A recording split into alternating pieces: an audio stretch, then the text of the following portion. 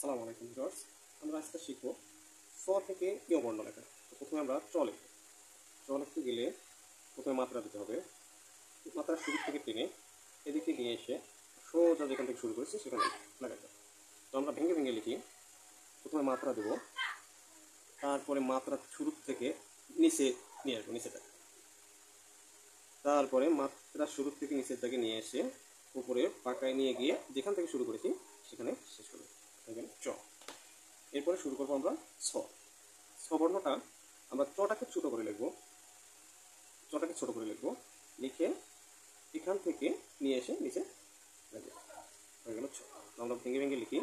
প্রথমে মাত্রা দেব, তারপরে মাত্রার শুরু থেকে ছোট্ট করে আমরা চ লিখব।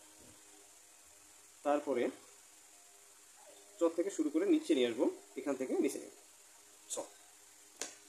তারপরে আমরা লিখবো আবার বর্গীয় জ। বর্গীয় জ লিখতে গেলে প্রথমে মাত্রা দেব, এখান থেকে শুরু করে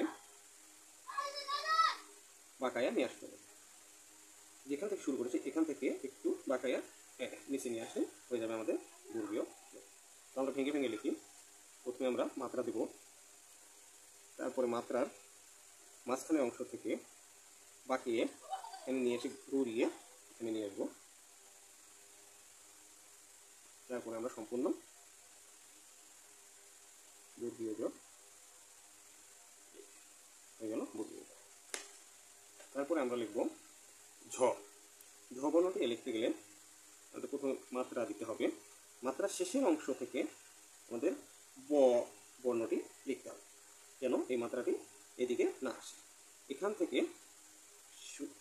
আবার আমরা উপরে নিয়ে যাবো, নিয়ে গিয়ে অর্ধমাত্রা দেবো। তাহলে হয়ে গেল আমাদের ঝ। আমরা ভেঙে ভেঙে লিখি। মাত্রা দেব, তারপরে মাত্রার শেষের অংশ থেকে আমরা একটি ব বর্ণ লিখব। ব বর্ণ লিখব। তারপরে মাত্রার শেষের অংশ থেকে আমরা ব বর্ণ লিখব। ব বর্ণ থেকে আমরা উপরে উঠাই দেব। হয়ে গেল আমাদের ঝ। তারপরে ইয় বর্ণটি লিখবো আমরা। এবার ইয় বর্ণটি লিখতে গেলে আমাদের প্রথমে এ বর্ণ লিখতে হবে।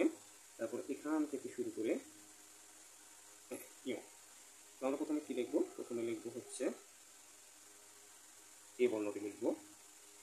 এ বর্ণটি লিখে এই বর্ণটি লিখব। লেখার পরে আমরা লিখে সুন্দর করে ইয় বর্ণটি লিখব। আবারও দেখাচ্ছি ইয় বর্ণটি। হয়ে গেল আমাদের চ থেকে